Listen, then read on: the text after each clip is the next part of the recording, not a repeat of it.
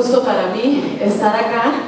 Y antes de iniciar, yo quería agradecer a la Escuela de Arte Escénico, a Teatro en el Campus, que estuvieron aquí ayudándonos a ordenar y coordinar todo esto.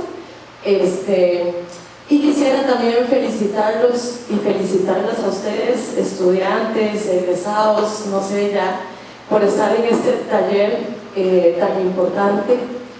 Este es un taller que realmente estamos necesitando todas y todas.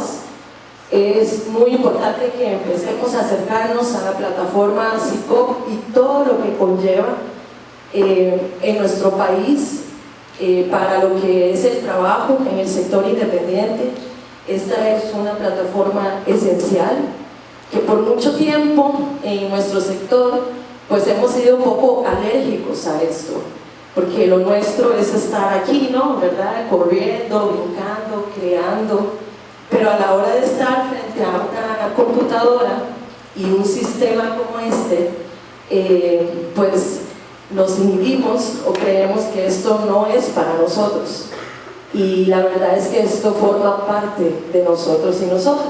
Así que les felicito por estar acá. Actriz, también soy productora y actualmente soy la directora del Taller Nacional de Teatro.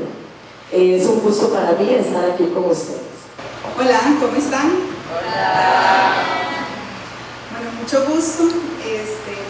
Justamente como lo estaba mencionando Brigitte, ¿verdad? Nosotros normalmente vemos nuestro trabajo desde una perspectiva artística, que es, como dijo ella, lo que nos compete, ¿verdad? Eso es lo que venimos a estudiar. Pero dejamos de lado lo que necesitamos para poder incorporarnos a la fuerza laboral, ¿verdad? De manera formal. ¿Y qué es lo que necesitamos nosotros para poder encontrar trabajo en esta profesión que tanto amamos? Y cómo podemos sobrevivir, ¿verdad? Yo estoy segura que todos sus profesores les han dicho más de una vez que en esto hay que trabajar en muchas cosas, ¿verdad? O sea, no podemos ser solo una cosa. Y eso involucra también trabajar de muchas maneras, ¿verdad? No únicamente tengo mi grupo de teatro y voy a hacer una obra, ¿verdad? Y listo, sino que debemos buscar cómo vender esa obra, debemos pensar con qué contrataciones puedo trabajar para el Estado, puedo trabajar para una institución privada, ¿verdad? Y qué es lo que esto me pide, cómo logro yo esto, ¿verdad? Y justamente mi experiencia fue bastante frustrante, ¿verdad? Porque cuando yo salí, todo el mundo me decía, ay, es que, ¿verdad? Trabajar como independiente es súper complicado, ¿verdad? Las plataformas son poco amigables, nada está hecho para los artistas, siempre hay que invertir un montón de dinero, nunca hay un trabajo fijo, ¿verdad? Y entonces sale uno decepcionado después de pasar por un proceso donde uno se emociona, ¿verdad? Y está súper feliz y está con muchas ganas de salir y de crear. Topas con una pared donde requerís muchas cosas que nadie te dijo que requerías y requerís cosas que no sabes cómo acceder, ¿verdad? Entonces, por ejemplo, a mí me pasó que yo empecé con mi grupo y yo dije, bueno, para yo actuar tengo que producir, ¿verdad? Y así empecé en la producción. Entonces yo dije, yo voy a montar un espectáculo y, ¿verdad? Cuando ya lo tenía listo, yo dije, bueno, uno, que no es el tema de hoy, pero digamos, uno, ¿cómo lo vendo? O sea, ¿cómo hago que la gente llegue a mi espectáculo? ¿Verdad? Ese es un tema aparte para otro taller. Y dos, ¿cómo hago después para venderlo?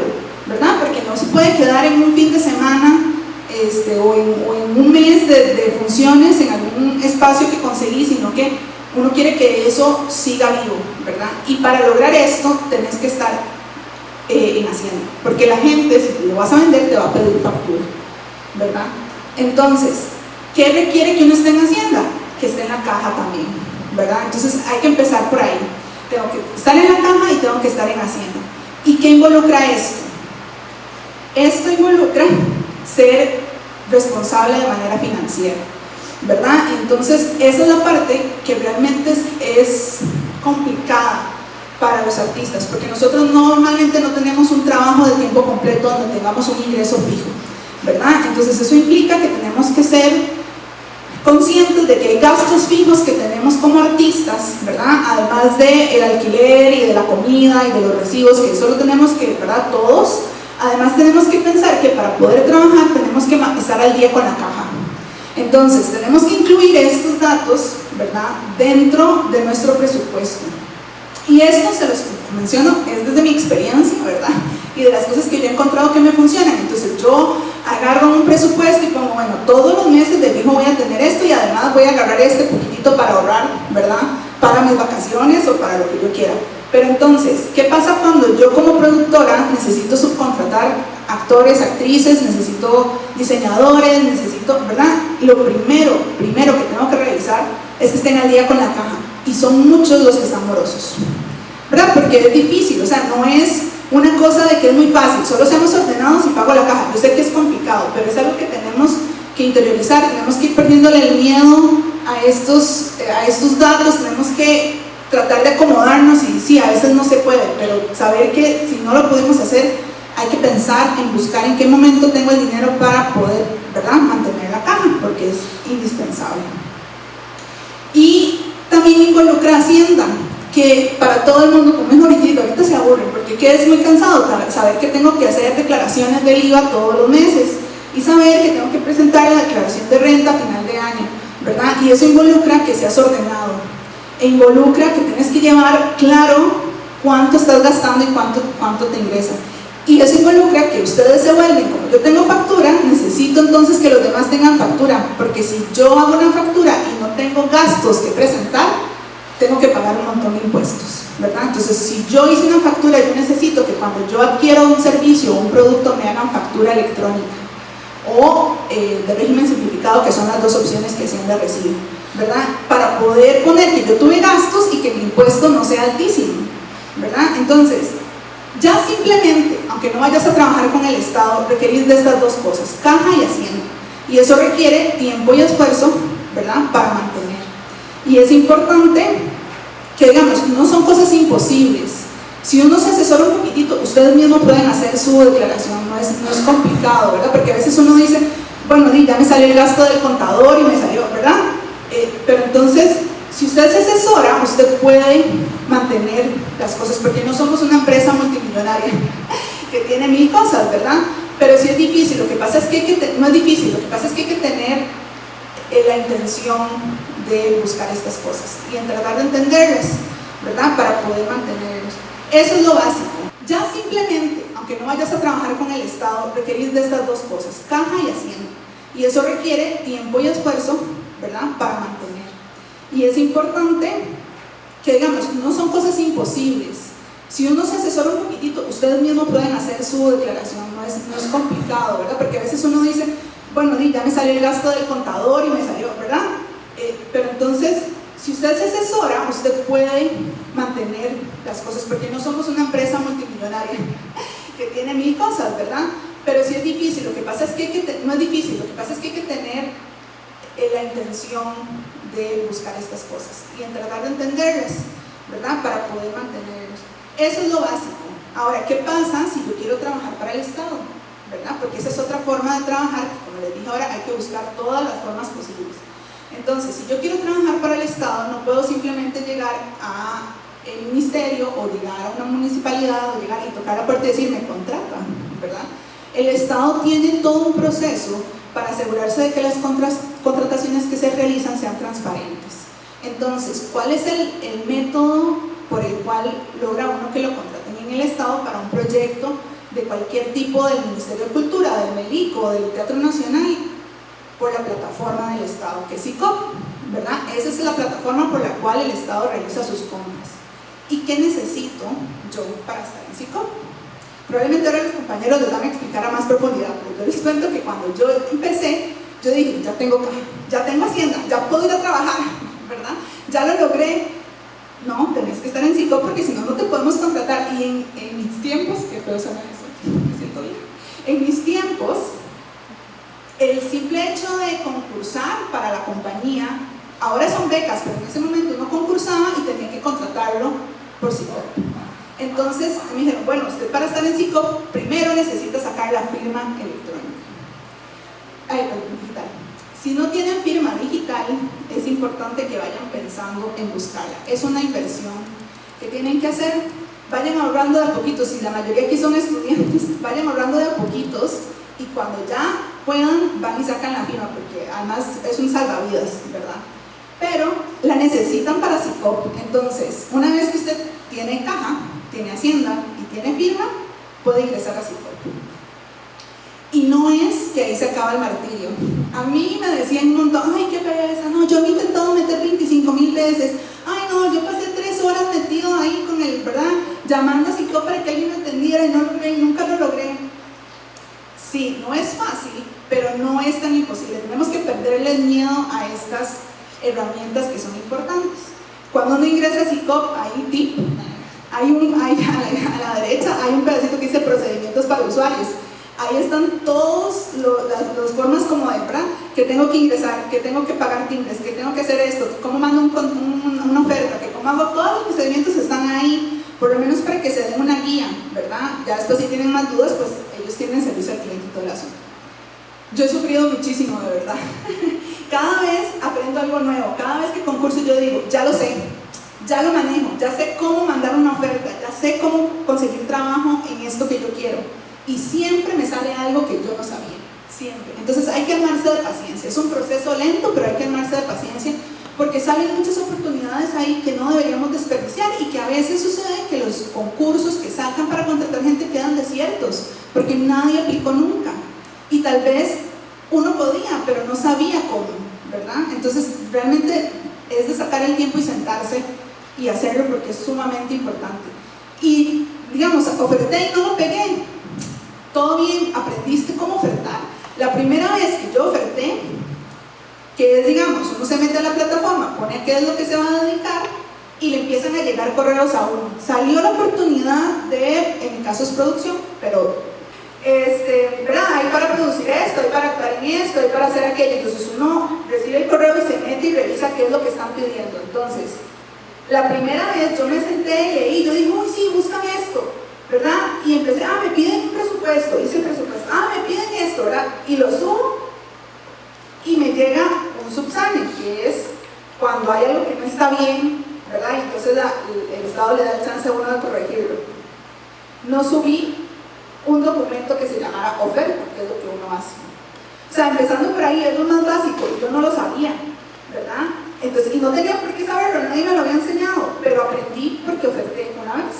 Entonces, no se sientan desanimados si aparece algo y usted dice, voy a ofertar, y no lo pegan, porque ya de por sí eso es ganancia, ya aprendieron cómo es el proceso, ya saben cómo, por dónde va el asunto, ¿verdad? Eso es lo más importante, o sea, mandarse y hacerlo para poder aprender cómo, y ojalá, ¿verdad? Estos espacios además les ayuden a cometer menos errores de los que yo cometí al inicio, ¿verdad? Porque de pronto alguien me decía, es lo más básico, ¿cómo vas a mandar la oferta, verdad? Y yo, no sé, no sabía qué era lo que tenía que hacer, ¿verdad?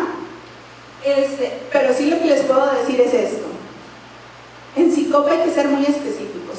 El Estado es muy específico y no es una persona que te recibe, pasa por 1000 filtros. Entonces, no es como que uno pueda decir, me atrasé por 10 minutos, no importa. No pregunté esto en tal momento, no importa. Porque eso no te lo acepta, es una plataforma. Si no lo pusiste en el momento, no lo hiciste en el momento adecuado, no funciona. Si no agregaste lo que tenías que agregar, no funciona, ¿verdad? Entonces, mis recomendaciones, lean mucho, o sea, lean todo lo que ponen ahí. A veces ponen 25 documentos y uno donde te dice qué es lo que quieren para este cartel, pero tenés que leerlo todo, porque de pronto uno te dice, tengo que poner la declaración jurada del artículo tal de que cumple con esto y no sé qué. Entonces eso te manda, ¿verdad? Tienes que hacer la declaración, pero además tienes que ir a leer la ley para ver si de verdad poder declarar que cumplís con esas características, ¿verdad? De pronto te pide que la oferta tenga una validez por cierto tiempo y te lo dice en un documento pero no en el otro, ¿verdad? Entonces tenés que sacar el tiempo de sentarte y leer cada documento que suben para asegurarte, ir tomando nota, ok, en esto necesito esto, porque no todos se piden lo mismo, ¿verdad? Entonces tenés que ser muy específico y leer muy claramente qué es lo que se está pidiendo. Y también hay que ser hay una parte, digamos, lo primero que uno ve es como la información general del cartel y luego vienen documentos adjuntos de esto que les estoy diciendo. Pero en esa parte, SICOP tiene un tiempo para todo. Hay un tiempo para hacer preguntas, hay un tiempo para, si ya salió, que, ¿verdad? No me gustó el resultado, opino que ese no es el resultado que tuvo que ser, yo tenía todo y no me lo están dando a mí, se lo están dando a fulanito, hay un tiempo para presentar eso, ¿verdad? Pero es muy específico, entonces normalmente sale una oferta y salió hoy y a mañana a las 2 de la tarde es el tiempo para hacer consultas. Si usted no se metió, leyó y vio y decidió, tengo estas dudas y los mandó en ese momento, ya no tienen tiempo para preguntar y nadie les va a contestar, ¿verdad? Entonces es eso, que hay que ser muy detallista. Es muy detallista y hay que sacar el tiempo para verlo paso a paso y para revisarlo. Y yo sé que suena tedioso, y yo sé que suena aburrido, y yo sé que a veces dicen, ay no, ya me dio dolor de cabeza solo de pensar que tengo que meterme a hacer esto. Pero yo he tenido la posibilidad de dedicarme a esto porque he aprovechado cada una de las oportunidades que se me presentan de la manera en la que sea. Que es un concurso, que es una beca, que es, ¿verdad? Yo he tenido mucha suerte porque en esto ahora nos van a contar la realidad. Es muy difícil, ¿verdad? O sea, nosotros escogimos esta carrera porque, bueno, no sé específicamente, pero yo creo que la mayoría es porque amamos el arte, ¿verdad? Y porque amamos estar en el escenario, porque amamos tener estas oportunidades. Pero son pocas las oportunidades que hay reales, ¿verdad? Muchas veces tenemos que crearlas nosotros mismos. Entonces, no hay que desaprovechar esto. Y a pesar de ser tedioso, a pesar de ser aburrido, a pesar de que me va a dar dolor de cabeza, yo sufro de migrañas. Entonces, cada vez que abro una oferta, ¿verdad? Hasta que yo digo, voy a tomarme la migradoxina porque ya ahorita me entra la cuestión, hay que aprovecharlos, no lo desperdiciemos, ¿verdad? No lo desperdiciemos. ¿Y cómo hacemos esto? ¿Cómo logramos esto sin perder en el camino? O sea, ¿cómo lo hacemos? Comunicándonos, ayudándonos, informándonos, entendiendo cuáles son realmente las necesidades, cuáles son nuestras debilidades, yendo a estos espacios, ¿verdad? Entonces, comprendiendo esto, o sea, si ya yo entendí cómo es que se hace la declaración del IVA y mi compañero o compañera no, ayudémonos, expliquémonos cómo es que se hace. Si ya lo entendió, cómo es que ¿verdad? Se ingresa a SICOP. Esa es la única manera, ¿verdad? Viniendo a espacios así, oyendo a personas como ellos que son expertos. Yo estoy aquí desahogándome y contándoles mi experiencia, pero ellos tienen información, ¿verdad? Que les va a ayudar a ustedes a que no sufran este proceso, ¿verdad? A que no aprendan a golpes, sino que vayan informados. Y después de esto, es ayudarse entre ustedes. Si ya yo entendí, le puedo explicar a la siguiente persona, ¿verdad? Y poco a poco van aprendiendo. Como les digo, o sea, una oferta 30 veces y de esas 30 veces pegas 5, pegas 3, pegas 1. Pero ya eso te da la experiencia y te ayuda y poco a poco vas a ir agarrando el hilo. Ahora ustedes están en un momento maravilloso porque ya se terminó. Porque acaban de cambiar la ley. Entonces yo hace 15 días dije, ya manejo SICOP. No lo debo decir. Yo dije, ya manejo, ya ahora sí, ya puedo, y me cambiaron la ley. Y ahora hay 1000 requisitos distintos, todo varió, ¿verdad? Y entonces, en este momento es la oportunidad de ustedes para empezar con esta nueva ley. Léanse la ley de contratación pública, es súper tedioso, pero vayan de a poquitos, vayan entendiendo qué es lo que se necesita para ser contratados. Yo, como productora, tengo que subcontratar a mucha gente. Por favor, Caja, Hacienda, SICOP. Si ustedes tienen eso, aunque ustedes no oferten, si alguien los va a subcontratar, les va a pedir que tengan Caja, Hacienda y SICOP. Y si tienen póliza de links, son así, el proveedor perfecto. Así ya, me avisan, me pasan su número y yo los tengo guardaditos porque eso es indispensable, ¿verdad? Muchas veces, eso es algo que de esto me dijeron, no es cierto, pero a mí me pasa mucho. En los carteles dice que uno no solo tiene que tener caja, sino que tiene que tener póliza de links, póliza de riesgos, porque si algo les pasa, la responsabilidad no es ahí se acabó el tiempo, no es del Estado, sino que ellos los contratan ya con la póliza para que ustedes, si les pasa algo, no estén desprotegidos, ¿verdad? Entonces, Caja, Hacienda, SICOP, y si pueden IMSS y me pasan su número, ¿ok? Porque ese ha sido el problema más grande ahorita con la nueva ley, que no se puede subcontratar porque la gente no tiene todas estas cosas. Entonces no pierdan la oportunidad de ser ambas, ser la persona que contrata y ser la persona a la que subcontratan, ¿verdad? Tengan esto. Y con esto termino. El componente del que les vamos a hablar ahora es algo muy específico, es una encuesta que se hizo con evidencia sobre la situación de las personas artistas jóvenes en el país. Las compañeras de Videsco insistieron mucho en que eso no es una encuesta representativa, es más, en este momento no existen condiciones para hacer una encuesta representativa sobre la situación de los artistas en el país. Eso es uno de los problemas que detectamos en nuestro proyecto. Nuestro proyecto va un poco más allá porque empezamos con una serie de mesas de diálogo donde tratamos de ser diversos en el sentido de que fuimos a muchos lugares y convocamos artistas jóvenes de muchos contextos, de muchas disciplinas y de muchas localidades distintas para entender qué es lo que entienden ellos por condiciones dignas de trabajo. Segundo paso fue la encuesta, que era para frente a lo que ellos definieron cómo está la situación, y eso es de lo que más les vamos a contar. Y los dos últimos pasos en los que estamos, que son paralelos en este momento, es por un lado de ahí sacar una propuesta de actualización a la Política Nacional de Derechos Culturales, que se tiene que actualizar, que llega hasta este año, ¿verdad? Se tiene que actualizar para el otro año, para que ayude a que haya mejores condiciones un poco más dignas para artistas jóvenes. Eso por un lado es una propuesta política que se entrega, pero se entrega junto con una reflexión que no solo es la sentémonos a escribir política, sino una reflexión artística en torno a eso. Entonces se va a entregar en el marco de esa presentación, la cual va a ser fin de semana del 22 de septiembre al 24 de septiembre. Bueno. Como decía Vera, esto no es representativo de todo el gremio artístico costarricense, sino que es una muestra que realizamos.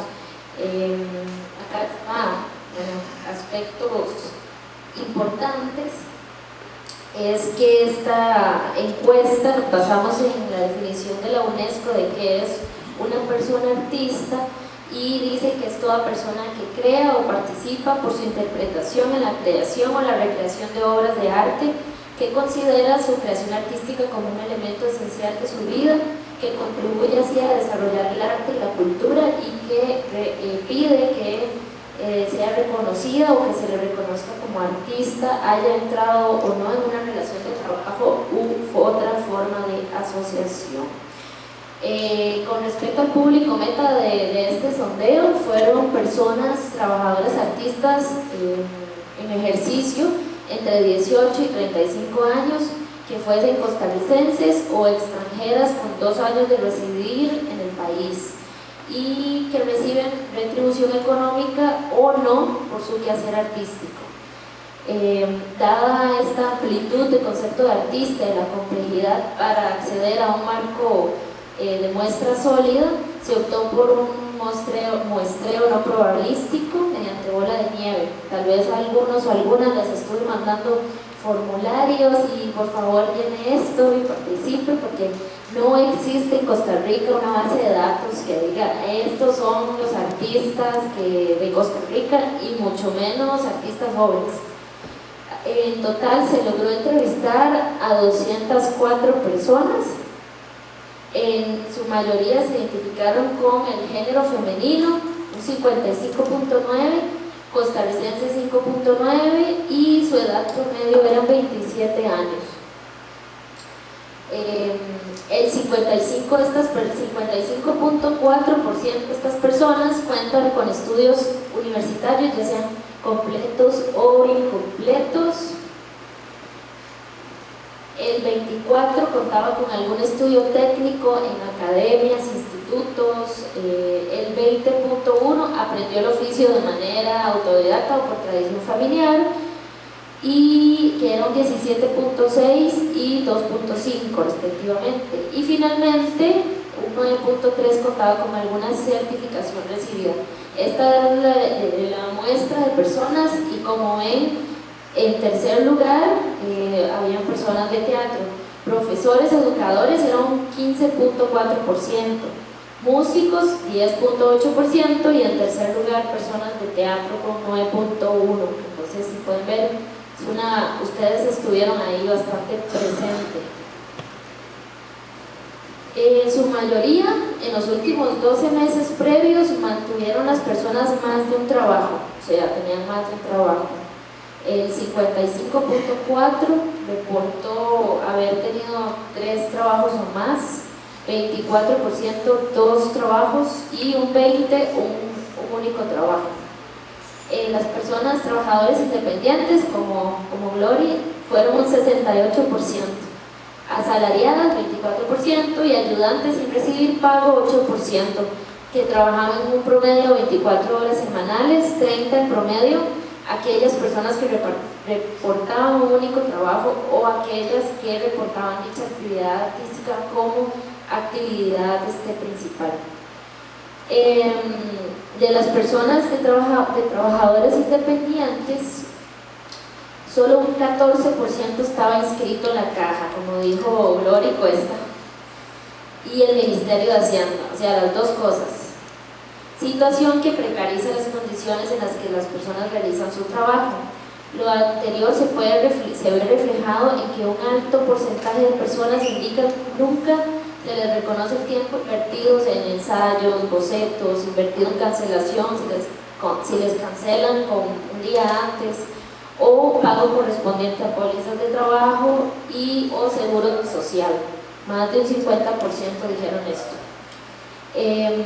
De las 24 personas identificadas como asalariadas del sector privado, se encontró que la mitad no se les reconoce aguinaldo, seguro social, vacaciones y reconocimiento de horas extras. Y 16 personas reportan trabajar como ayudantes sin recibir pagos y en ninguno de estos casos se les reconoce derechos laborales. Bueno, para que hagan, mientras aparece un 57.8%, independientemente de su nivel de formación, reporta generar 236.000 colones o menos. Este monto se compara con el salario mínimo de una empleada doméstica según los datos del Ministerio de Trabajo para el primer semestre del 2023. Asimismo, solamente 9.3% de las personas reportan ingresos que superan los 500.000, los 552.000. Se consultó acerca de la opinión acerca de la situación económica actual a partir de los ingresos generados, hallando que alrededor del 29% considera que ese ingreso no le alcanza para pagar sus gastos básicos. Ahora hablaba Gloria del ahorro, ¿verdad? Un 19.1% le alcanza únicamente para financiar su actividad de formación, ya sea materiales, capacitación, pago a terceros. Yo les estoy haciendo un panorama muy general porque hay muchos más datos que están pasando detrás mío y es poco tiempo, así que estoy siendo puntual. Si les interesa conocer más información, nos pueden contactar a cualquiera de las dos. En contraste con 6.4% de personas que mencionaba que le alcanza para pagar sus gastos y ahorrar, es decir, que la capacidad de generar ahorros es bastante baja. Por otra parte, un total de 148 personas indicaron conocer la existencia de talleres, cursos o espacios que permiten capacitación y formación continua. Sin embargo, 57 reportaron dificultades para acceder a estos espacios. Principales motivos: costo, dificultad para conciliar tiempos y horarios, localidad, cantidad reducida de espacios, y la situación se repite al consultar por herramientas y materiales, porque solo un 56% mencionan alguna dificultad para adquirirlos. Con respecto a si conocían a los gremios que les representan, solo un 56% indicó que no conocía ningún gremio y 35% que sí, 8% ni idea. Entonces sí hay una baja representación gremial de los poquísimos que existen, que son asociaciones, o entonces no hay. 182 personas solicitaron ayuda a gobierno local, Caja Costarricense, Seguro Social, Ministerio de Cultura, asociaciones de desarrollo, Consejo de la Persona Joven, y las instituciones a las que más recurrieron fueron gobiernos locales con 24%, Caja Costarricense con un 20%, Ministerio de Cultura y Juventud 17%, y el Consejo de la Persona Joven solo un 11%. Además, se encontró que la mayoría de estas personas recibe poco o nada de apoyo por parte de las siguientes instituciones: Ministerio de Trabajo y Consejo de la Persona Joven. Para terminar, no queda bastante tiempo. Al consultarles si se sienten representados por el conocimiento de que si existe alguno de estos gremios que represente sus intereses como trabajadores en Costa Rica, solo un 35% dijo conocer alguno y un 56.4% indicó no tener conocimiento de gremios artísticos. Los gremios con mayor representatividad fueron acá, un 50%, Agiter, por un 20%, y Unión de Trabajadores de la Música y Artes y Afines, con un 9.7%.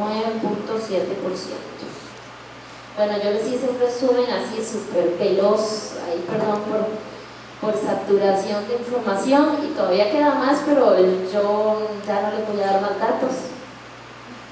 Ok, ¿qué se puede derivar de ahí? Como insistían las compañeras del IDESPO, esto no es representativo, pero sí se parece mucho a otros sondeos que se han hecho.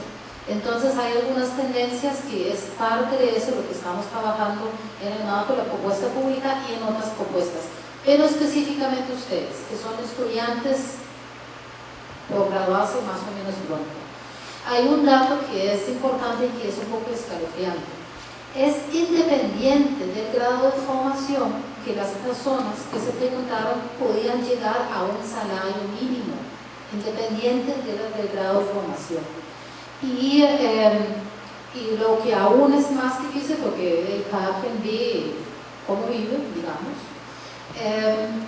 la gran mayoría dice que no le alcanza para cubrir sus gastos mínimos, sino ya es todo un logro cubrir el gasto que él mismo, o sea, trabajan en el arte para cubrir el costo que tiene trabajar en el arte. A ver, eso, lo que de ahí es importante es, si ustedes salen de aquí, se gradúan y tal vez toma un tiempo de poder lograr eso, de sostenerse a partir de ahí, esto no es un problema individual, hay un problema sistémico. Y eso es importante saber, reconocer y estar consciente. Hay un problema sistémico sobre cuál es el pago al trabajo artístico. Y puede ser una solución individual, puntual, trabajar doble, trabajar triple, o seguir viviendo con los papás, que de alguna forma significa que alguien más te financia a uno, pero eso no puede ser la solución para el trabajo artístico. O sea, hay un problema que es mucho mayor, un problema individual, y no vimos, repito, no es representativo, no es que solo la gente de teatro, sino o solo la gente de música, o solo la gente de arte callejero, es un problema más sistémico. Después, otro aspecto que es importante, lo que Carolina mencionó al final, cuando uno habla del trabajo, normalmente se llama trabajo decente, nosotros en este caso optamos por usar el término digno. Hasta en las definiciones de la Organización Internacional del Trabajo aparece un factor clave, es la organizatividad. Normalmente hablan de sindicalización, etcétera, etcétera. Hay un problema, o sea, está claro que hay organizaciones del gremio artístico con mucho renombre, con mucha trayectoria, que son muy importantes, pero su fortaleza no ha sido en reclamar condiciones de trabajo, y sobre todo son de gremios específicos. Hay pocos que tratan como de abarcar todo. ¿Cuánto se puede lograr con eso? Un pequeño ejemplo fue la red de emergencia cultura, que lograron la ley de salvamiento cultural. Es que un financiamiento por ley es algo muy distinto a una ayuda temporal, porque no se puede quitar así nomás. O en este momento otra organización que se llama Sector Cultura, que está haciendo un monitoreo sobre acciones legislativas en contra de las condiciones de las artistas. Entonces, esas organizaciones son importantísimas, pero ¿qué detectamos? Las y los artistas y jóvenes no los conocen, y las mesas de diálogos muchas veces son muy distantes, siempre son los mismos, no tienen que ver con nosotros. y de los premios nos decían, sí, siempre somos los mismos porque nadie más se apunta, que alguien se apunte porque ya no podemos más con todo eso. Yo no tengo ni idea quién tiene la razón, pero hay un problema de comunicación y hasta la misma OIT dice, clave para generar condiciones dignas de trabajo es la organizatividad. O sea, eso es algo en lo que ustedes tienen que pensar. Y dos asuntos más. Sí. Hay una invisibilidad del arte. En realidad todo ese proceso en división, porque vimos que en las políticas culturales nacionales la palabra arte no aparece y las herramientas prácticamente no aparecen, y en las herramientas de planificación nacional la palabra cultura no aparece. Entonces es un panorama un poco curioso, pero en este proceso nos dimos cuenta que eso es contrario a herramientas de planificación mayor como los objetivos de desarrollo sostenible o las recomendaciones y convenios de la UNESCO, y eso lleva a que la invisibilización de la persona artista como actor clave de la cultura es algo que ha coayudado a una situación que es dramática. O sea, esto no solo es un problema sistémico de gremialización, sino un problema político. Y de último, hemos detectado, y Carolina mencionó, hay múltiples situaciones que son entre abusivos e ilegales. Alguien contratado, el aguinaldo en Costa Rica es derecho, punto. Aunque te contraten por un mes, es derecho. Esto no sucede. Que te pague el trabajo realizado es un derecho. Pero inclusive que ahora se cobran tanto los patentes, puede ser una acción abusiva. Entonces, más allá de conocer las herramientas, creo que es muy importante que las y los artistas más jóvenes, más los que están ingresando, conozcan cuáles son sus derechos de empleo dependiente e independiente, para que por lo menos puedan detectar situaciones de abuso y de ilegalidad que, repito nuevamente, no es representativo, pero parece que hay una normalización de lo ilegal o de lo abusivo en el trabajo artístico. Estos son como nuestras 4 conclusiones más dramáticas. Yo voy a poner de pie para que lo que yo les voy a contar no sea tan aburrido.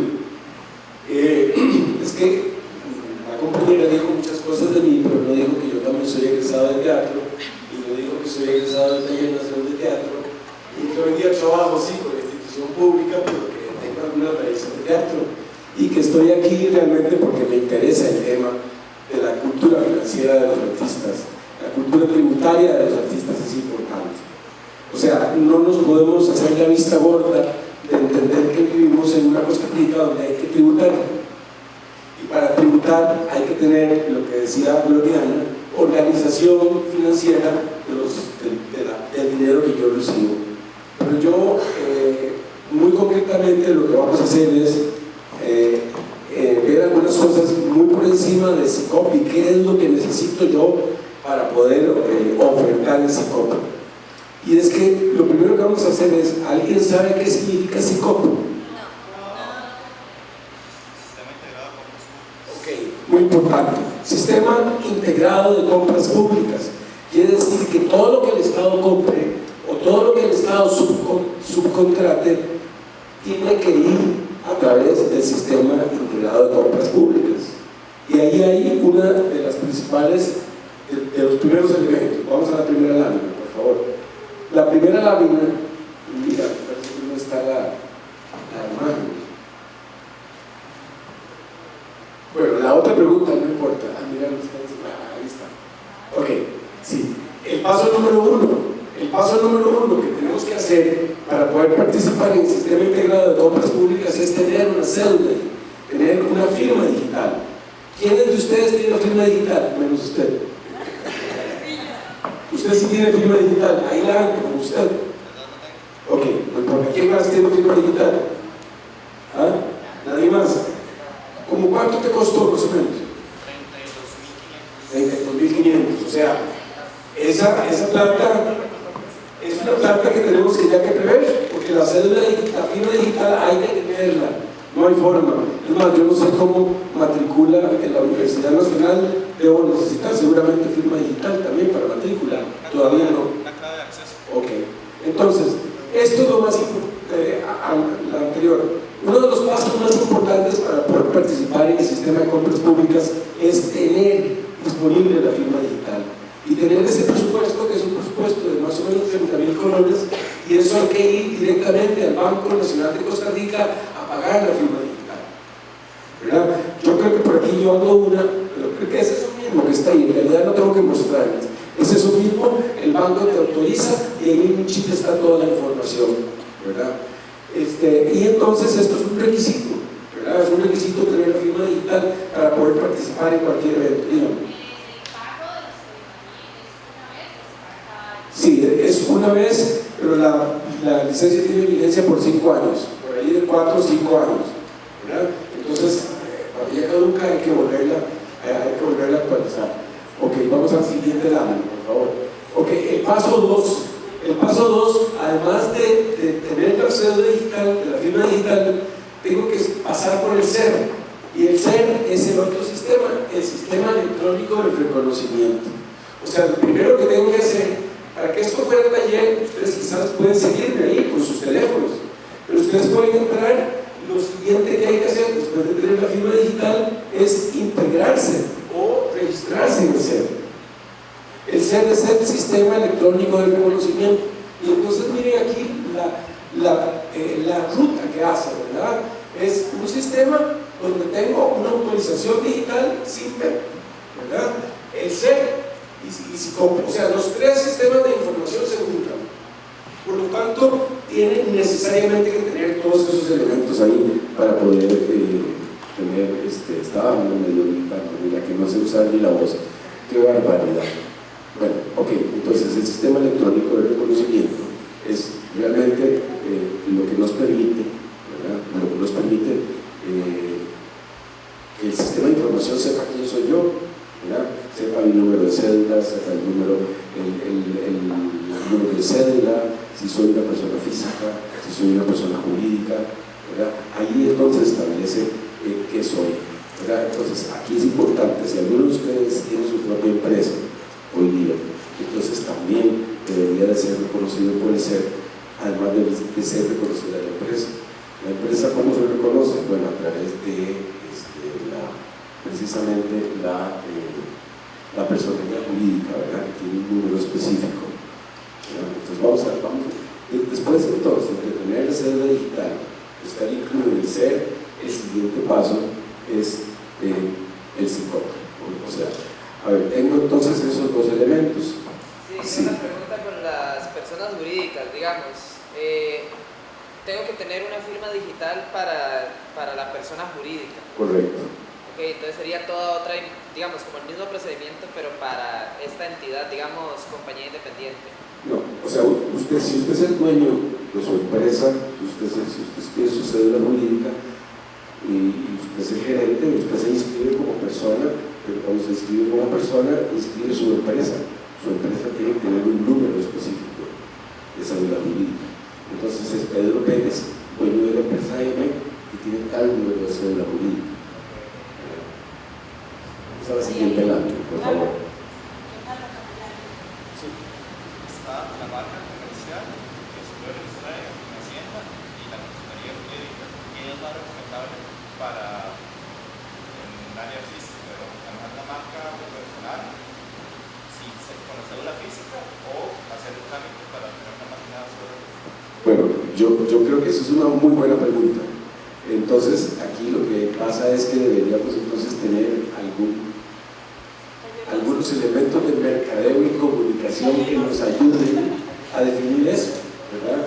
Algún estudio de mercadeo y comunicación para saber cómo el artista sale a la escena, además de bien maquillado y buena ropa, bueno, pues cómo sale a la escena, ¿verdad? O sea, es mejor, hago mi avatar. Ustedes, a ver, en el 2018 vine aquí a una conferencia y decía que los estudiantes que estaban entrando a la universidad habían nacido en el año 2000, ya ustedes nacieron en este siglo. Entonces, tu pregunta es muy importante porque la identidad digital, la identidad de la persona debería estar orientada a cuáles elementos digitales yo escojo para poder vivir en un mundo que ya es digital.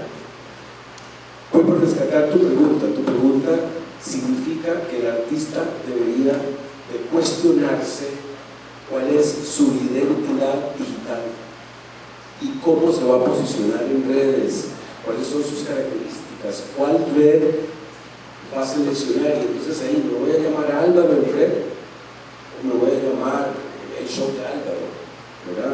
Creo que esa es una decisión que está plegada, que puede estar aumentada con conocimientos de comunicación y mercadeo, ¿verdad? Para orientar más esa decisión. En ambos casos, para cédula jurídica y para persona.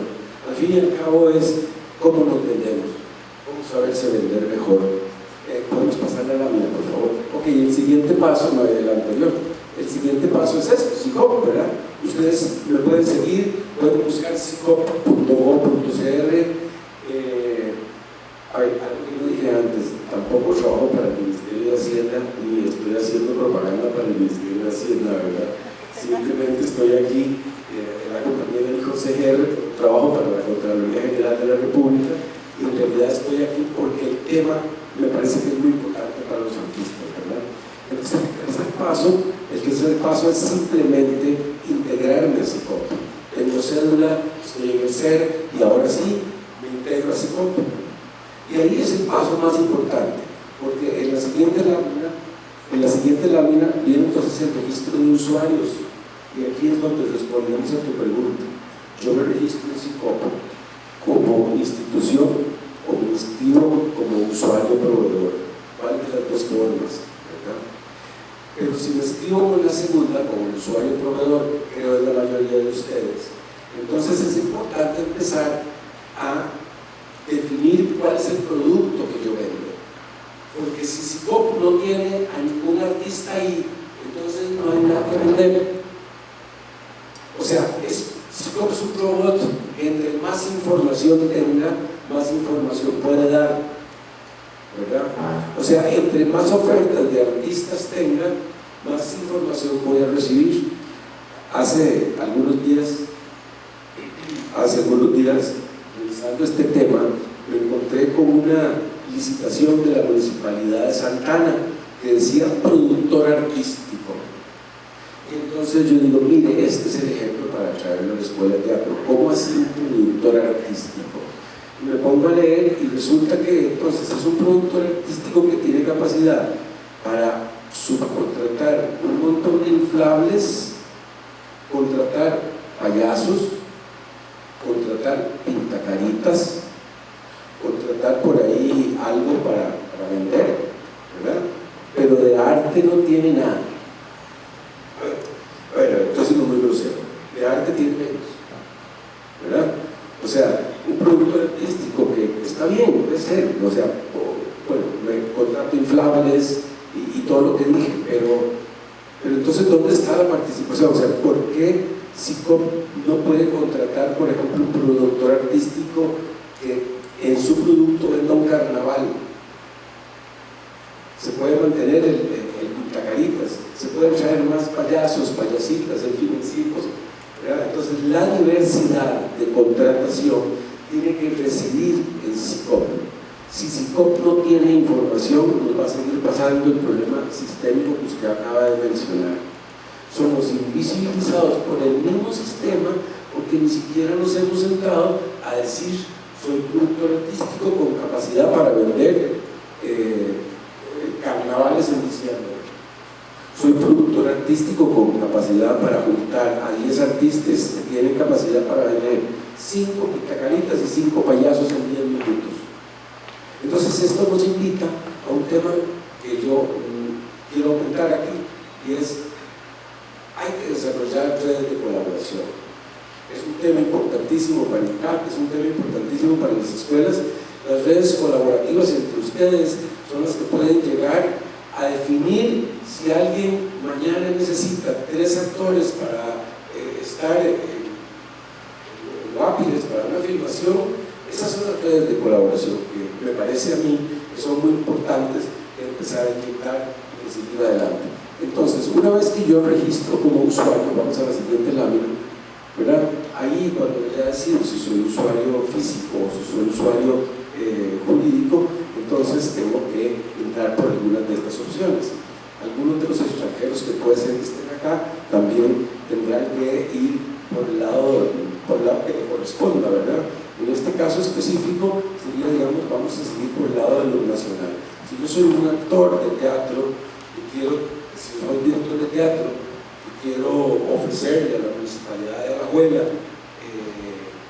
Cocorí, ¿verdad?, una obra de teatro, lo que sea, ¿verdad?, entonces es por ahí. Vamos a la siguiente lámina. Y con esta lámina prácticamente termino, ¿verdad? Porque cuando ustedes empiezan a buscar los datos, el registro de personas o registros jurídicos, lo primero que van a ver es si ustedes existen ahí o no. Entonces, como no existen, tienen que devolverse, porque me pasó a Gloriana muchas veces. Si ustedes ahí no existen, entonces quiere decir que hay que devolverse. ¿Por qué? Porque incluso cuando yo pongo la firma digital para registrarme como proveedor, tengo que esperar que vaya al banco y me regrese el dato para poder dar un dato y decir sí, es Álvaro Camacho que está ahí. Ahora, todo esto es muy aburrido porque es sistemático, sí, pero vivimos en una sociedad digital, no hay marcha atrás. No hay marcha atrás. Yo les decía sobre esa reflexión. En el año 18 yo estuve acá y decía que los estudiantes que estábamos aquí, que estaban acá, habían nacido ya en el siglo XXI. O sea, algunos de ustedes probablemente ya nacieron en el siglo XXI, ¿verdad? Nosotros los que estábamos atrás fuimos los que tuvimos que adaptarnos a esta realidad. Pero quienes nacieron en este siglo, no hay quite. No hay quite. Y para terminar, quiero hacer reflexión sobre algunas oportunidades. O sea, si quieren, poner más láminas. Quiero hacer una última reflexión sobre las oportunidades que tienen los artistas y que pueden tener el gremio artístico con el tema de la compra pública sostenible. Yo le explicaba a Gloriana que a partir del año 24 el Ministerio de Hacienda tiene que destinar el 40% del PIB a la compra pública sostenible.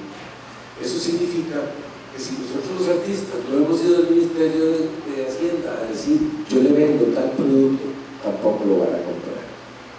O sea, hay que hacer un trabajo sistémico de identificación de necesidades, de planteamiento de necesidades y de soluciones para esas necesidades que estamos planteando, ¿verdad? Invitarlos a que hagan preguntas. Yo ya soy registrado y por una experiencia personal te voy a preguntar ¿cuáles son los principales riesgos en el proceso, en el asunto de la información personal? A ver, te explico por qué. Bueno, primero que todo, el principal riesgo podría estar en los datos, pero Costa Rica tiene una ley de protección de datos, ¿verdad? El principal riesgo, es mis datos los tiene el Ministerio de Hacienda, pero hay una ley que protege los datos. ¿Habrá manipulación o no? No lo sé, pero hay una ley que ampara los datos. El otro riesgo es cosas tecnológicas, ¿verdad? O sea, tener una mala conectividad en la casa, tener un computador muy viejo, tener limitaciones de navegación, en fin, o sea, si usted tiene un computador nuevo, todo va a ser más rápido. Y los otros riesgos es no estar ahí. El principal riesgo es no estar ahí, porque si yo no estoy ahí, entonces no sé qué es lo que el Estado puede comprar. ¿Entiendes? O sea, si los artistas no ofertan, el robot no aprende, no tiene información. Entonces, al robot hay que crearlo. Y digo robot por decir algo, pero en realidad es la base de datos, la conectividad dentro del sistema que hace que recibe información y se la da. O sea, si yo mañana me inscribo como proveedor, como productor artístico, a partir del día siguiente el sistema empieza a enviarme todas las ofertas de producción artística que existan en el SICOP. Pero si yo no he puesto que soy productor artístico, no lleva nada, ¿verdad? No tengo nada. Otros riesgos, ya le dije 3 riesgos. Me parece que el más fuerte es no estar ahí, porque no estar ahí es aumentar la invisibilidad, dejar que los sistemas de información y la sistematización vaya por un lado y yo no logro meterme en la sistematización. De mi parte, no sé, sería todo. Si alguien tiene alguna pregunta, comentario. Un comentario nada más de una situación que me pasó cuando hice el registro. Pienso que mucho por la desinformación y porque no tenía claridad cómo se hacía el proceso. Cuando yo hice el registro, empiezo a recibir una llamada, mensajes, y de ahí, obviamente, son intentos de estafa. Uno, por la ingenuidad, empieza a darles como de su cuerda, ¿verdad? Llega un punto en donde uno ve las páginas, son réplicas de las páginas, y uno sigue haciendo los procesos y demás, hasta que hay algún detalle mínimo que uno se da cuenta que algo anda raro, ¿verdad? En mi caso, me intentaron estafar, me pusieron a leer un documento en voz alta para después utilizar mi voz y hacer con inteligencia artificial declaraciones falsas con mi voz. Y cuando yo estaba leyendo y me di cuenta, yo le dije, pero ¿por qué tengo que leer esto en voz alta? Y en ese momento la otra persona se puso violenta y empezó a darme cuenta que evidentemente se trataba de estafa. A partir de ese momento he seguido recibiendo periódicamente correos fraudulentos, con direcciones fraudulentas, y quería preguntar si los datos, cuando uno se registra, si todos se convierten públicos. Sí, efectivamente hay una tendencia de data libre, ¿verdad? O sea, parte de los requisitos de OCDE, que Costa Rica sea parte de la OCDE, es precisamente la liberación de datos, la data libre, ¿verdad? Que se llama datos libres, y esos datos libres hacen que usted y yo estemos vulnerables con eso. Entonces, lo que hay que hacer ahí ante esa vulnerabilidad, pues aprender bien los procesos, porque si no te bailan y te engañan, ¿verdad? Importante decir que esto pasó en cuestión de segundos. En el momento que yo le di registrar, inmediatamente me entró una llamada diciéndome que había un trámite que había hecho mal. O sea, no pasaron ni un minuto. Sí, tal vez ahí para evitar como este tipo de situaciones, porque efectivamente eso es muy común y no es algo que uno deba de saber, ¿verdad? O sea, simplemente es un procedimiento y te llaman para decirte que algo no está funcionando. SICOP nunca llama, y los únicos correos que manda son para decir o hay una capacitación tal día de este tema en específico, o hay un cartel que salió para que uno oferte, y el único link que viene es, digamos, ahí no te tira al cartel, sino que te dice métase a SICOP a revisar. Entonces el único link que viene es el de la página. Entonces inclusive es bueno ni siquiera utilizarlo, porque no es como que te va a llevar el cartel, ¿verdad? O sea, abra otra pestaña, ponga SICOP.go, creo que es, o llama SICOP, ahí ya te sale y te metes, y con el número que viene del procedimiento en el correo, vos digitas el número en el buscador y te sale qué es lo que estás buscando.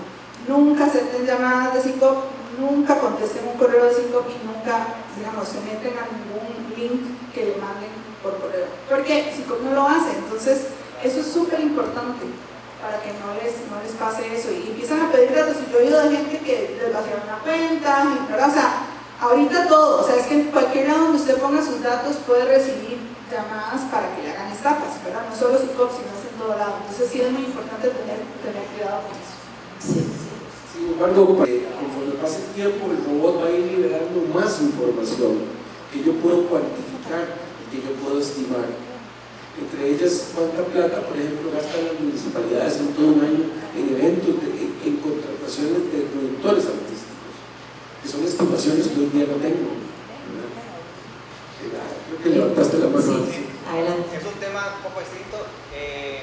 Bueno, yo estuve en SICOP hace mucho tiempo y ya me han contratado con el Estado. Eso no sé si cambió ahora con la ley que es nueva, pero digamos, para que me contrataran era alguien representante, entonces tenía que firmar con un abogado una carta para que me representara y listo.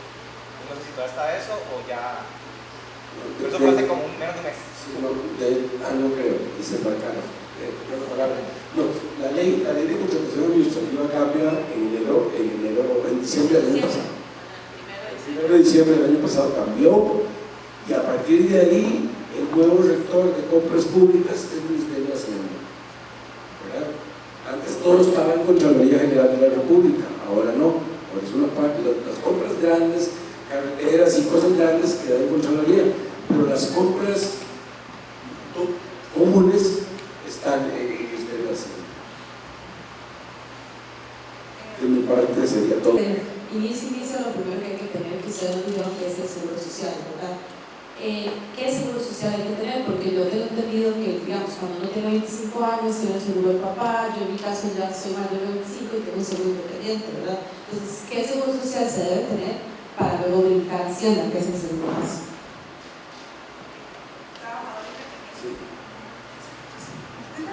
No, es correcto, es el seguro del trabajador independiente, que antes había un tope que fijaba las cuotas para allá de los salarios mínimos, 750.000 pesos, pero ahora también la ley cambió y el tope máximo para tener seguros de un salario de 230.000, entonces ahora es un poco más sencillo tener eso. Claro, la cuota es muy baja, pero hay posibilidades de vivir eso más rápidamente.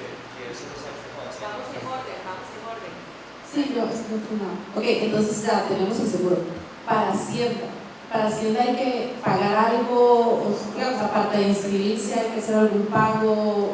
No, el registro del SICOP es absolutamente gratuito. No el SICOP, sino el Ministerio de Hacienda. No, ahí no hay que pagar nada. Y como dijo Gloriana, nunca te van a llamar, todo está automatizado y todos esos sistemas están creados para que las personas desde su hogar lo puedan hacer, ¿verdad? O sea, eso es así. Pero nunca va a cobrar dinero, nunca va a cobrar. Sí, para inscribirse no hace falta nada, y si usas el facturero de Hacienda tampoco te cobran nada, que digamos no está tan terrible. O sea, yo estuve un tiempo usando uno privado y luego me empezaron a cobrar el privado, entonces me pasé al de Hacienda. Todo bien, ¿verdad? Sí, como todo lleva un proceso.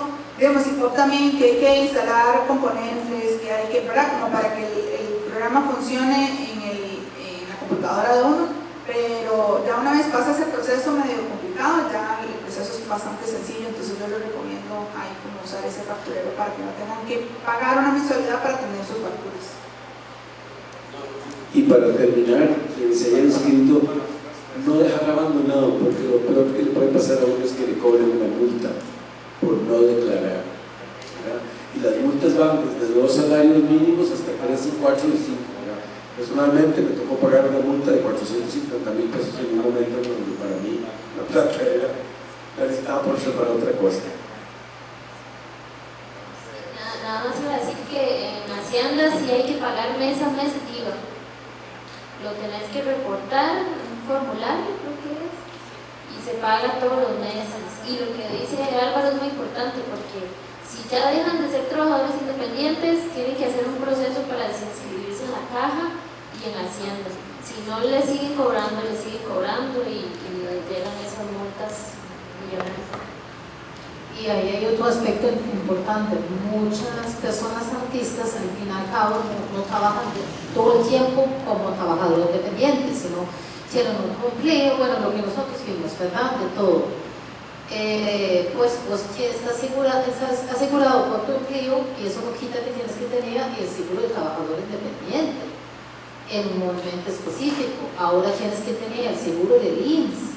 Entonces, esas son cosas que pues sobre todo si uno trabaja puntualmente, a veces puede ser un tema muy grande, y un tema al que no hay que pedir la atención, pero también un tema que hay que calcular el costo, ¿verdad? Sí, con eso del IVA, ¿verdad? Es súper importante lo que yo les mencioné, de tener claridad de cuánto facturó uno, ¿verdad? Que está ganando, y cuántas facturas usted está recibiendo de que estoy pagando, ¿verdad? Por cosas, porque entonces eso hace que se vaya nivelando. Entonces, si yo hice una factura, ¿verdad? Yo voy a trabajar, voy a hacer la producción de esta charla, y entonces yo estoy cobrando 100.000 colones, pero entonces yo tengo que pagar tengo que cobrar 113.000 colones, porque esos 13.000 colones son el IVA. Pero si yo tengo gastos donde sumando el IVA me pasa los 13.000, ese mes no tengo que pagar, pero tengo que reportar que los gastos me generaron más, o sea, yo ya pagué IVA, ¿verdad? Hacienda lo ve a uno como un ente recolector del impuesto. Entonces, cuando yo empiezo a pagarle a otra persona porque estoy comprando cosas o estoy comprando servicios, entonces yo también estoy pagando ya ese IVA. Eso es un tema, ¿verdad? medio complejillo, pero si ustedes llevan claro cuánto facturaron y cuántas facturas tienen, uno saca la cuenta de realmente cuánto de IVA tiene que pagar, y a veces gastaste más de lo que facturaste ese mes, entonces te queda un IVA a favor. Entonces, pero Hacienda no te lo dice, tenés vos que llevar la cuenta para saber cuánto tenés a favor, para que el mes siguiente, si facturaste algo pero no tenés gastos y tenías 5.000 colones a favor, poder poner en la declaración tengo 5.000 colones a favor, para no tener que pagar esos 5.000 colones. Bueno, la reflexión que yo he tenido últimamente es, bueno, la importancia de estos espacios, porque personalmente mi percepción es que usualmente los carteles de arte los están ganando gente que no tiene nada que ver con el arte. No sé si están de acuerdo, ¿verdad? Justamente son administradores, etcétera, que manejan muy bien todas estas leyes y que manejan muy bien hacer carteles, digamos, y los están pegando. Entonces viene la subcontratación y ya es justamente donde viene ese tipo de cosas, ¿verdad? No se sabe bien a quién se está contratando, no saben ni siquiera, bueno, es que ocupamos un teatro foro, y no saben qué es un teatro foro, y no saben a quién contratar realmente, ¿verdad? Y entonces empieza como a borrar las fronteras de nuestro ejercicio, ¿verdad? Son muchas cosas, efectivamente, ¿verdad? Acá solo estamos como, yo personalmente no cumplo con todo, pero lo poquito que tengo, me ha costado mucho generar ese conocimiento, y casi siempre se genera el conocimiento cometiendo los errores, lamentablemente, ¿verdad? En esto que se declara, aunque sea cero, se declara siempre, y si no declaras el 15, además, que es en la fecha límite o antes, te cobran una multa, aunque declares, ¿verdad?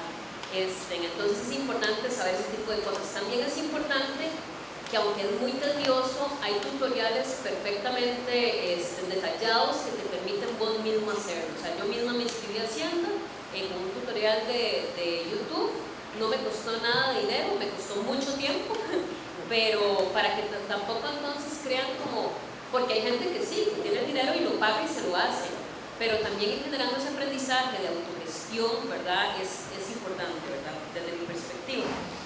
Yo tenía varias preguntillas en relación con estos requisitos que hay que tener con subcontrataciones. Yo no tengo todos los requisitos y estoy siendo subcontratada. ¿Qué pasa en ese sentido? O sea, debo yo tener como esa malicia de, mira, me están subcontratando, yo no tengo todos los requisitos, que realmente está haciendo esta gente la gestión y que me está permitiendo ejercer de alguna forma, yo no conozco nada de los procedimientos que ellos están haciendo. O sea, ¿cuáles serán los haces bajo la manga que tienen? Me pregunto de repente, ¿verdad? También me pregunto, cuando uno se inscribe a SICOP, que justamente tiene que ver con esta pregunta de qué vendo, puedo inscribirme con diferentes actividades, y lo segundo es si estas actividades económicas tienen relación con las actividades económicas que yo tengo en Hacienda. O sea, si tiene una estricta relación, ¿verdad? Porque uno en Hacienda puede tener varias actividades económicas y también tiene que tener mucho cuidado de declarar cada actividad económica, ¿verdad? Y una última pregunta es, mira, yo tengo mucho miedo a inscribirme a SICOP justamente por el hecho de que a veces puede haber trabajo y a veces no, ¿verdad? Yo creo que tiene que ver con esta iniciativa que ustedes proponen de ahorrar, ¿verdad? A veces me llega un proyecto y hay que rendirlo para otros meses, porque otros meses yo no sé. Entonces a mí me daba mucho miedo el seguro, o sea, el seguro, el mes a mes, ¿verdad? Tener que pagar, y yo no sé si yo tengo un trabajo este mes, pero el otro no, y yo el otro tengo que pagar, ¿y qué hago? Porque yo no tengo.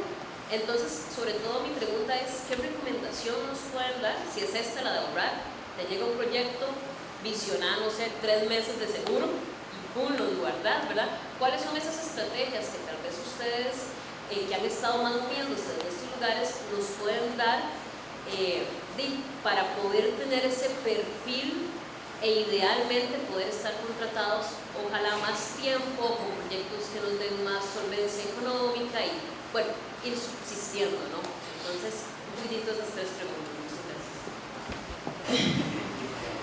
Ok, con lo de los requisitos de la subcontratación, como te digo, es algo que surge, o sea, hay requisitos básicos que es caja y hacienda, ¿verdad? Ahora con esta nueva ley están pidiendo esto otro de nuestro y así. Están pasando por un proceso, puede ser que la institución institución que contrató a esta otra persona, si es del Estado, ¿verdad? Que contrató a esta para que subcontratara, puede ser que todavía no haya implementado todas las cosas. Lo que sí es cierto es que para vos yo creo que no hay como un problema, o sea, no vas a tener algo, pero la persona que subcontrata, si yo tengo que poner la lista de la gente que voy a subcontratar. Si a mí la institución no me la aprueba porque no cumple con los requisitos, porque está morosa, por lo que sea, no puedo subcontratar. Ellos me mandan un subsante, ya, fulanito no cumple, o sea, o que la persona se ponga al día o lo que sea, o que lo cambies, ¿verdad? Entonces uno lo hace. Si al final me aprueban un grupo de gente y yo voy y subcontrato otra, eso es un problema para mí. Y me pueden sancionar de 2 a 5 años sin que yo pueda concursar en SICOP para esa institución. Eso es algo que está en la nueva ley, ¿verdad? O si yo no reporto que voy a subcontratar y subcontrato, es un problema para mí, porque no tengo permiso de subcontratar sin que la institución me lo haya aprobado, ¿verdad? Entonces, no me he leído toda la ley, todavía estoy en proceso de eso, no sé si habrá algo para el subcontratante, pero me parece que no, me parece que es para la persona que hace el contrato con el Estado. Esa es la primera. De las actividades económicas o de las actividades que puedes poner en SICOP aguanta todas las que vos le pongas. O sea, si vos haces 300 actividades y las encontrás en SICOP, ¿verdad? Poner todas las que puedas, inclusive ahí te dices si lo haces de manera directa o indirecta, ¿verdad? Si sos vos la que lo hace o si vos subcontratás y tenés la verdad para eso. Y yo creo que no necesariamente por obligación tendrá que calzar con la actividad que tienes en Hacienda. Sin embargo, cuando vos facturás, tiene que calzar de alguna manera con lo que tenés en Hacienda, porque no puedes decir que haces diseño y facturar como que actuaste, ¿verdad? Entonces tenés que estar inscrita en las actividades, pero no necesariamente van a considerar el nombre, por ejemplo, ¿verdad? Y bueno, si quieres, yo puedo seguir hablando. Más bien, ya que cortar porque ya que ¿Para contestar la última pregunta de ella? No, yo con respecto al miedo, más bien es al contrario. Yo creo que lo que quitarse ese miedo, hay que entrar en el mundo digital, hay que estar en ese robot. Es peor no estar en ese robot, porque sucede con la Municipalidad de Santana, productor artístico, 5,5 millones, y es para contratar brincas y cosas de ese tipo. Así que más bien creo yo que lo que hay que invitar es a presupuestar, a conocer cómo se presupuesta. Gracias. Perdón, y lo de la caja, perdón, que era lo de la caja. Esa es la única metodología que yo he encontrado, no sé si hay otra, pero yo tengo un proyecto, a veces tengo 2 proyectos al año, y yo digo, bueno, esto me tiene que alcanzar cada uno por 6 meses, ¿verdad? Y entonces, por eso les hablaba de costos fijos, qué es lo que yo necesito pagar independientemente de cada mes, ¿verdad? El alquiler, comida, ¿verdad? Y ahí tengo que meter caja, ¿verdad? Y tengo que meter IVA. Tengo, ¿verdad? Y pensar que yo ocupo un mínimo de tanto cada mes y de eso que me llegó, ver cuántos meses me alcanza. Es lo único que yo he encontrado que me funciona. Ya para cerrar, y que la pregunta que qué podemos hacer, bueno, los que son estudiantes y están aquí, esto es lo mejor que pueden hacer. Por eso el taller se llama Herramientas de Autogestión, irse autogestionando ustedes mismos y mismas, que a lo mejor no son herramientas que les van a dar una carrera, pero existen estos espacios y ojalá que se vaya hablando poco a poco más de esto en los espacios también de académicos. Y yo creo que eso es lo que pueden hacer. Y así como Glory, mucho orden, sí, es